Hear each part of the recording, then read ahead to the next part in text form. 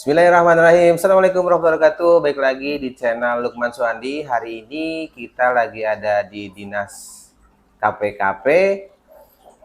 Alhamdulillah, saya merasa bangga sudah diberikan kesempatan buat bertemu sama Ibu Kepala Dinas, Ibu Eli. Terima kasih atas waktunya. Begini Bu, jadi dengan beredarnya berita masalah PMK, Ibu juga sebagai Kepala Dinas di KPKP, saya mewakilkan teman-teman untuk menanyakan beberapa pertanyaan. Yang pertama kita bahas masalah PMK. Yang pertama Bu, satu, awal penyebab PMK dan penyebaran PMK dan data asal penyebaran PMK Bu. Kira-kira. Ini nggak ujian ya, kawan-kawan semuanya. Kita santai aja ini Mas, ngobrol-ngobrol santai ya. Jadi nama saya Eli Suharini Eliawati, Kepala Dinas Ketahanan Pangan, Kelautan dan Pertanian DKI Jakarta. Kalau bicara tentang ketahanan pangan, kelautan, pertanian seperti itu kami mempunyai 3 urusan. Sebelum sampai ke PMK, saya harus menceritakan dulu. Siap. Ada 3 urusan yang kami ampu. Yang pertama adalah tentang ketahanan pangannya itu sendiri. Kemudian yang kedua tentang kelautan dan perikanan. Dan yang terakhir tentang pertanian, termasuk di dalamnya adalah peternakan dan kesehatan hewan. Jadi kawan-kawan kalau lagi maem, Mas Andi, kalau lagi maem gitu, nah itu sepiring itu dinas saya. Nasi itu di pertaniannya. Kemudian maem daging yang nanti akan kita ceritakan banyak, itu adalah peternakannya. Kemudian kalau lagi minum susu, seperti itu juga ternak juga kan.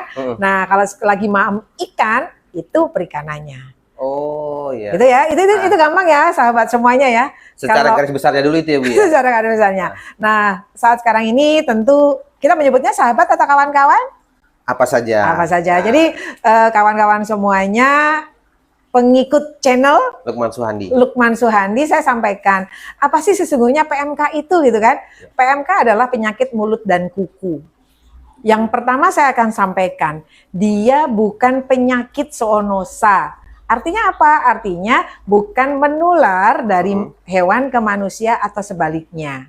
Sehingga kita tidak perlu khawatir yang berlebihan. Karena gitu kan, wajib hukumnya jangan panik tetapi waspada.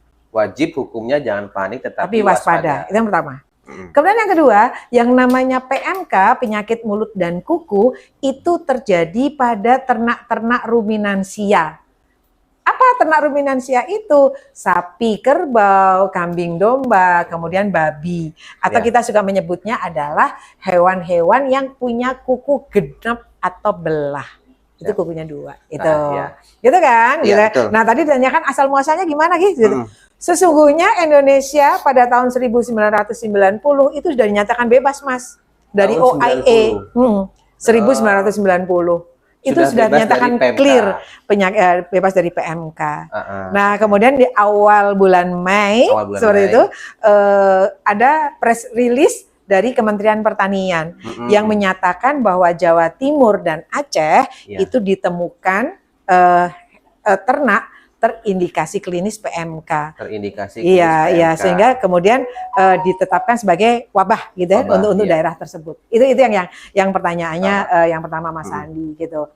Nah, jadi kawan-kawan semuanya yang sekarang ini menyaksikan gitu ya, sesungguhnya kalau berakibat dampaknya ke manusia itu tidak ada.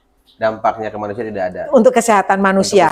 Tetapi sosial ekonomi pembudidaya peternak itu yang saat sekarang ini berdampak sekali. Yuk bersama-sama kita tahun 2022 ini adalah tahun kebangkitan ya setelah Covid kemarin. Yuk kita bersama-sama menumbuhkan kembali, kita bekerja bersama mendayagunakan semuanya untuk segera menyelesaikan wabah ini. Iya Ibu. Oke, terima kasih itu penjelasannya dari pertama. Yang kedua,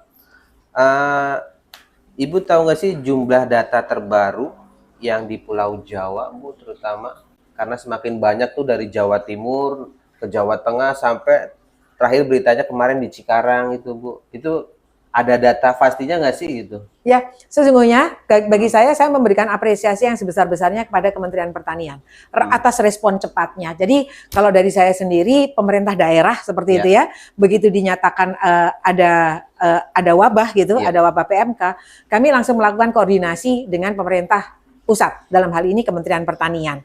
Strategi-strategi apa yang akan kita lakukan, gitu kan? Kemudian Pak Menteri menyatakan ada 3 strategi. Pada saat sekarang ini dinyatakan adalah sebagai sementara, gitu ya. Kemudian yang kedua adalah strategisnya kita akan melakukan aksinya, gitu. Kemudian yang terakhir adalah permanen. Apa yang akan kita lakukan terus-menerus. Nah, sementaranya kita akan membentuk Satgas.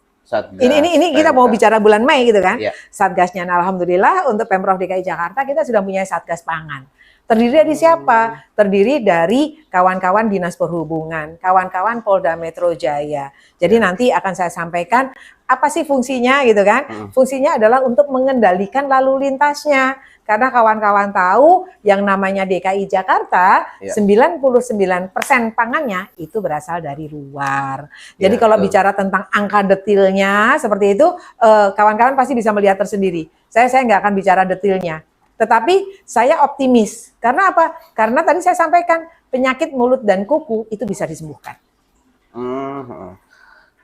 Oke Bu, untuk yang tadi datanya itu kira-kira ada nggak sih yang bisa diakses gitu per daerah di website apa gitu? Kalau dari kami sendiri, kami ada yang namanya WhatsApp group, tapi memang internal gitu kan. Tujuannya untuk apa? Tujuannya untuk memantau kesehariannya. Tapi kemarin waktu rakortas dengan Pak Menko Perekonomian, Pak Menteri Pertanian menyatakan bahwa saat sekarang ini lebih spesifik lagi sudah sampai penanganan kita adalah kepada kelurahan dan kecamatan. Dengan harapan apa? Dengan harapan kita membuat aksinya itu lebih cepat lagi, lebih cepat penanganannya, lebih cepat mitigasinya. Kalau memang daerah-daerah itu adalah belum terkena. Belum bebas gitu. Seperti itu. Oke.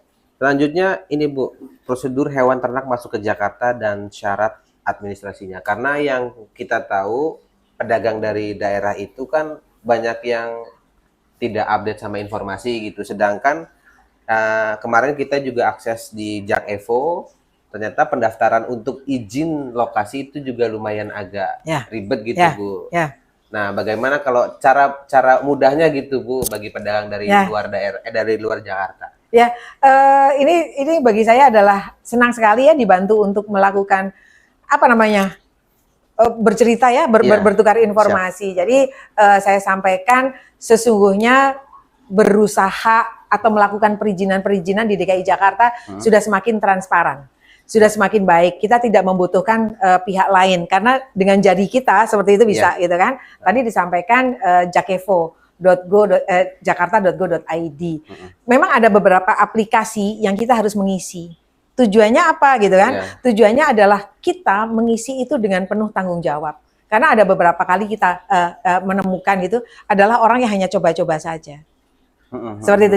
Jadi kawan-kawan semuanya, sebelum kita mengisi, sebelum kita membuka aplikasi JakEvo, ada baiknya kita lengkapi dulu. Kita sudah punya data-datanya semuanya. Kemudian pada saat mengisi aplikasinya itu akan memudahkan.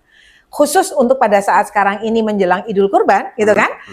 Kawan-kawan semuanya, semua syaratnya nyaris sama. Semua syarat nyaris sama. Nyaris sama. Tetapi karena masa inkubasi dari virus PMK itu sendiri kurang lebih 14 hari gitu. Kalau 10 Zulhijjah itu kurang lebih nanti mudah-mudahan di tanggal 9 Juli, berarti kan nanti saya harus menghitung nih, harusnya tanggal 24 Juni adalah terakhir kami menerima masukan hewan-hewan ternaknya. Sehingga Sehingga pada tanggal 10 Zulhijjah itu ternak-ternak yang dipotong adalah ternak-ternak yang memang benar-benar sehat. Dan jangan lupa kawan-kawan semuanya, kita juga dibantu oleh MUI dengan adanya Fatwa nomor 32 tahun 2022. Kemudian dari Pemprov DKI Jakarta, kami mempunyai yang namanya Pergub, Peraturan Gubernur nomor 10 tahun 2022 tentang pedoman penyelenggaraan pemotongan hewan kurban. Jadi jangan pernah khawatir kawan-kawan untuk bagaimana prosesnya. Satu yang wajib hukumnya adalah pada saat nanti dilalu lintaskan, kami akan menanyakan surat keterangan kesehatan hewannya. Nah, kawan-kawan semuanya kalau lagi di Jakarta seperti itu ya, itu kan kadang-kadang di sepanjang perjalanan ada menemukan tempat penampungan atau tempat penjualan. Iya. Seperti itu. Nah, kami menurunkan petugas kita all out pasti akan melakukan pemeriksaan di sana. Tidak sampel lagi, tetapi one Langsung. by one ya kita langsung akan Sidak gitu ya Bu. seperti itu. Kalau misalkan Ibu tentang hewan yang masuk ke Jakarta. Nah, ini kan dengan adanya persyaratan yang di Jak Evo tadi terlampirkan itu. Nah, bagaimana kalau misalkan ada lapak yang sudah buka tetapi dia belum terdaftar di Jak Evo? Ya. Itu kira-kira tindakan atau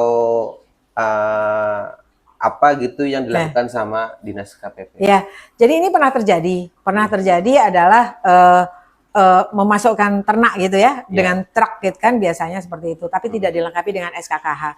Sesungguhnya kalau arahan dari pemerintah pusat itu pasti akan kita kembalikan sesuai dengan aturan yang berlaku. Seperti itu. Persis kalau ini tadi kasusnya adalah di tempat penampungan seperti itu, kan kita pasti akan didampingi oleh wali kota atau bupati. Karena di dalam Pergub 10 itu sudah berbagi kewenangan. Jadi yang menentukan tempatnya, yang menentukan lokasi penampungan, sampai kemudian yang menentukan lokasi pemotongannya ada di mana, itu jatuhnya adalah di kawan-kawan wali kota atau bupati. Seperti itu. Nah, jadi misalnya kejadian-kejadian yang seperti itu gitu ya, silakan kita koordinasikan. Makanya ikuti IG Dinas KPKP karena di sana lengkap sekali informasinya, syarat-syaratnya atau apapun biar tidak terjadi seperti itu. Iya Bu.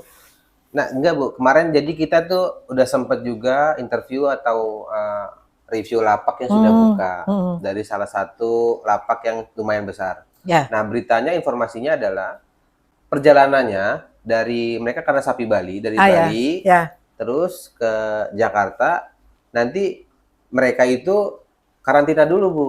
Karantina 14 hari baru boleh display gitu. Nah permasalahannya adalah gimana kalau misalkan kita itu tidak punya tempat karantina? Apakah dari Dinas KPKP itu menjamin tempat karantina atau pedagang yang karantina mandiri gitu? Ya ini menarik. Itu yang saya terlewat. Jadi yang membedakan tahun lalu dengan tahun sekarang gitu. Kita wajib hukumnya ada kandang karantina. Sebelum ternak itu dicampur di dalam apa tadi namanya toko display seperti itu ada alangkah baiknya memang bijaksananya kita gitu. Bijaksananya teman-teman pelaku itu memisahkan terlebih dahulu. Biar tahu, jadi masa 14 hari itu kalau semuanya hewan 10-10-nya sehat baru bisa Kalau ternyata ada 1-2 itu kan biar bisa langsung diambil gitu kan. Nah, sesungguhnya siapa yang akan menyediakan fasilitasnya gitu. Kami bekerja sama dengan kawan-kawan wali kota, bekerja sama dengan kawan-kawan bupati.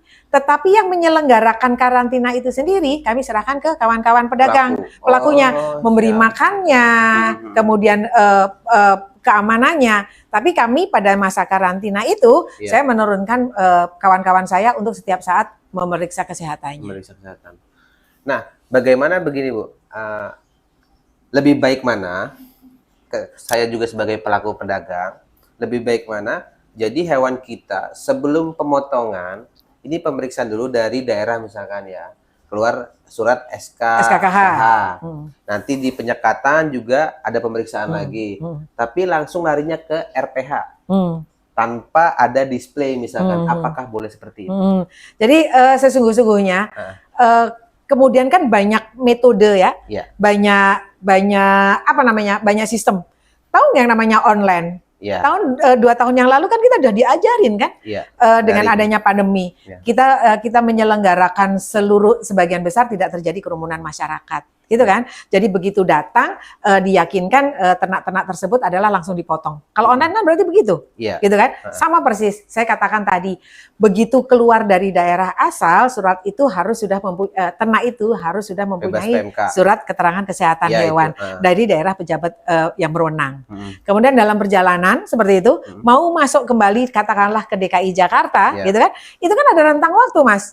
Pasti ada yang stres, pasti ada yang lemah, belum tentu yang layu, lemah itu PMK kan? Belum. Belum tentu kan? Karena kecapean, karena kepanasan perjalanan. Makanya kemudian kita butuh karantina. Nah, masa karantina itulah yang sesungguhnya paling penting. Entah itu mau dimasukkan di dalam RPH atau enggak. Karena apa? Karena masuk di RPH, kalau itu terindikasi klinis PMK, itu kan harus dengan pemotongan bersyarat. Kepala tidak boleh diedarkan, kaki tidak boleh diedarkan, seperti itu. Jadi saran saya untuk kawan-kawan pelaku biar tidak terjadi kerugian. Saya ada bersama dengan kawan-kawan pelaku bagaimana kita tetap menjaga perekonomian pelaku peternakan. Seperti itu kan. Jadi persiapkan dengan sebaik-baiknya transportasi kita. Seperti itu. Kemudian SKKH atau dokumen-dokumen administrasi, yuk dipersiapkan yuk gitu kan ke teman-temannya. Nah, jangan lupa seperti itu ya. Jangan lupa setiap saat misalnya seharusnya dia berhenti untuk disiram-siram air, lakukan itu. Karena kan sekarang cuacanya kita lagi panas kan bulan Juni. Namun demikian yuk kita bersama-sama ya gitu, mudah-mudahan PMK ini segera berlalu. Amin, amin ya, kita kawan-kawan peternak bisa tersenyum lebar. Sudah puasa 2 tahun ini. Sudah puasa 2 tahun karena pandemi. Ya. Oke Bu, terima kasih. Selanjutnya kita mau tanya tentang ini ya Pak, syarat atau rekomendasi RPH Bu. Apakah dari dinas itu ada RPH tertentu atau bagaimana? Ya, jadi kalau DKI Jakarta sesungguhnya 2 tahun yang lalu kita sudah belajar banyak tentang COVID ya, bagaimana penanganan COVID. Masyarakat Jakarta menyambut baik, antusias sekali bahwa disarankan untuk memotong ternak idul kurbannya, ternak kurbannya di RPH setempat atau di masjid-masjid yang ditunjuk. Masjid-masjid yang ditunjuk itu apa? Yang memang sudah dilengkapi dengan limbahnya, pemotongan limbahnya, sama penanganan karkasnya. Jadi mumpung sekarang ini ketemu dengan kawan-kawan untuk yang menjadi panitia kurban. Sebaiknya daging karkas dengan jeroannya jangan sekali-sekali digabung. Oh begitu ya. Karena akan mempercepat pembusukan. Entah itu PMK atau tidak, itu nggak ada hubungannya. Tetapi sebaiknya dipisah. Kemudian pakailah packaging yang ramah lingkungan. Besek ataupun kalau pakai kantong-kantong seperti itu. Jadi terima kasih untuk kawan-kawan panitia ya yang sudah berlaku seperti itu. Jadi itu yang bisa saya sampaikan ya, yang bisa saya sarankan ya Mas ya. Iya benar-benar. Berarti RPH-nya nanti mungkin enggak ada syarat RPH enggak sih? Misalkan, kalau saat sekarang ini di DKI Jakarta ya pasti RPH yang ada di bawah pengelolaan Perumda Pasar Jaya. Kemudian ada lagi yang di Jakarta Timur, di Cilangkap sama Semanan. Itu kenapa? Itu adalah memang di bawah pengawasan kita. Jadi kami menempatkan dokter hewan yang berwenang untuk 24 jam ada di sana. Karena apa? Karena memang nggak akan keburu semuanya kan. Potensi pemotongan hewan tahun 2021 saja ada kurang lebih 65.000 ekor di DKI Jakarta. Iya. Cek kesehatan dari dinas terkait terhadap pedagang tahunan. Jadi gini Bu, apakah bisa dari dinas itu mengecek pedagang di lapaknya masing-masing? Jadi kita jadi dinas itu mendatangkan dokter ke lapak-lapak pedagang gitu. Apakah bisa seperti itu atau bagaimana untuk pencegahan seperti itu? Iya, jadi kalau di DKI Jakarta memang bagaimana kita all out ya melayani seperti itu. Itu memang sudah terjadi bertahun-tahun yang lalu. Tidak hanya pada masa PMK. Hanya yang membedakan, kalau tahun lalu kita adalah sampel ngambilnya, misalnya dalam satu tempat penampungan ada 10, kita ambil 1. Nah, untuk yang sekarang ini tidak. Kita akan periksa satu-satu yang tadi saya sampaikan. Mulai dari matanya, mulai dari bulunya, performan badannya, seperti itu. Jadi inilah yang kita perlukan secepat-cepatnya gitu. Kawan-kawan mengurus mau akan membuka penampungannya di mana, penjualannya di mana, biar kami bisa sesegera mungkin membagi habis petugasnya. Selanjutnya ini Bu, untuk protokol pada lapak hewan gitu, apakah ada protokol khusus untuk lapak hewan atau tidak gitu? Misalkan calon pembeli harus didesinfektan dulu gitu loh. Apa gimana? Ya, kalau itu masih sama. Kita masih memakai protokol kesehatan COVID-19. Jadi kalau menurut saya sih secara teknis peternakan gitu ya, pilihlah tempat penampungan yang memang sehat untuk ternak kita. Jangan di dekat tempat sampah misalnya, yang punya tempat peneduh, cukup minum, cukup makan. Biar apa? Biar ternak kita juga sehat sampai kemudian nanti dilakukan pemotongannya. Nah, bagaimana tentang dengan kitanya sendiri, ternak kita sehat, kalau kita nggak sehat ya buat apa? Demikian juga sebaliknya. Itulah kita saling menjaga. Seperti itu. Nah, tadi saya sampaikan, kita sekarang ini sudah banyak memanfaatkan platform-platform tentang penjualan online. Oh, tentang pengobatan, Bu. Ya. Kan tadi Ibu bilang di tahun 90 itu kita udah bebas PMK. Ya. Nah, kira-kira sekarang ini ada nggak sih obat tertentu atau vaksin tertentu yang bisa bikin PMK itu langsung senang gitu? Gitu. Udah ada belum Mudah-mudahan, kayak gitu? amin amin amin ya Allah gitu ya. Jadi kalau tentang vaksin PMK Iya. nanti saat sekarang ini diproses oleh Kementerian Pertanian. Mm-mm. Ya mudah-mudahan sesegera mungkin gitu ya, Iya. sesegera mungkin karena bagi saya memang salah satu yang akan bisa cepat menangani adalah vaksinasi. Iya. Itu yang pertama. Kemudian yang kedua, bagaimana kemudian kawan-kawan peternak kita itu pun menyambut baik program vaksinasinya, jangan ada yang menolak. Iya. Ya kan? Gitu. Daripada rugi, Bu. Soalnya Daripada saya rugi. teman-teman kami di petani di daerah itu, dia punya satu kandang itu 15 ekor. 14 ekornya PMK. Ya, Jadi seperti udah itu. pegang kepala aja. Begitu. Iya, jadi Makanya itu yang kedua, pusing juga kita, gitu ya. kan? Nah, yang ketiga, sesungguhnya kalau kami sendiri di DKI Jakarta, kami mempunyai dua kantong besar, wilayah besar yang merupakan basis peternakan rakyat, yaitu di Jakarta Timur sama Jakarta Selatan itu untuk sapi perah. Itu memang benar-benar kearifan budaya lokalnya masyarakat kita gitu. Jadi itu yang saya sampaikan, bagaimana kemudian biosecurity adalah sesuatu yang tidak bisa ditawar lagi. Bagaimana kita menjaga kebersihan kandangnya, Iya. tidak hanya kandangnya, bagaimana kemudian kita anak kandang yang memang bekerja di situ sebelum pindah ke ternak kita pastikan badan kita adalah bersih. Karena apa? Karena kita bisa sebagai pembawa kan. Oh, sebagai carrier. Carrier gitu ya? kan, seperti itu. Kemudian pastikan kandang kita terkena matahari, sirkulasi udaranya bebas, bagus, seperti itu. Nah, kalau gitu kan, gejala-gejala klinis PMK pasti kawan-kawan sudah tahu. Di antaranya adalah panas tinggi gitu kan. Ya, panas Kemudian tinggi. tidak doyan makan Liur berlebih. karena melepuh mulutnya kayak kita sariawan sama kemudian kukunya kopek atau mengelupas. Jadi mungkin gitu ya penanganan awalnya ya dengan memberikan obat-obat penurun panas. Oke, selanjutnya ini yang pertanyaan terakhir, Bu. Ya. Hotline untuk DKI Jakarta tentang masalah yang kita bahas tadi Ya. dari tadi sampai sekarang. Ya, Ya, Bu. untuk kawan-kawan semuanya silahkan ikuti alamat medsos kita seperti itu ya. Jadi yang pertama adalah kita punya Twitter, kita punya Facebook, kita punya Instagram. Alamatnya adalah DKPKP Jakarta. Itu yang pertama. Kemudian yang kedua gitu ya, selalu kita berbagi info terhadap apapun. Makanya saya senang sekali kalau pagi hari ini saya didatangi oleh YouTuber yang baru kita kenal, tapi mudah-mudahan kita ternyata beliau adalah pelaku sendiri. Lukman Suhandi seperti itu. Ini adalah sesuatu hal yang membantu kami Pemprov DKI Jakarta untuk menyampaikan informasi-informasi yang mudah-mudahan bermanfaat untuk kawan-kawan semuanya. Oke, terima kasih buat Ibu Eli dari Kepala Dinas KPKP sudah mau meluangkan waktunya untuk sharing dan memberikan informasi yang sangat bermanfaat tentang PMK. Jadi bagaimana hewan itu dari perjalanannya saat administrasi masuk ke Jakarta sampai pemotongannya sampai hotline yang bisa dihubungi dia. Oke, cukup sekian. Semoga informasi ini bisa bermanfaat buat teman-teman yang melihat video ini. Mohon like, comment, dan subscribe biar lebih berkembang lagi channel Lukman Suhandi. Saya ucapkan terima kasih buat Ibu Kepala Dinas, Ibu Eli. Sama-sama. Telah meluangkan waktunya. Makasih. Assalamualaikum warahmatullahi wabarakatuh. Waalaikumsalam warahmatullahi wabarakatuh.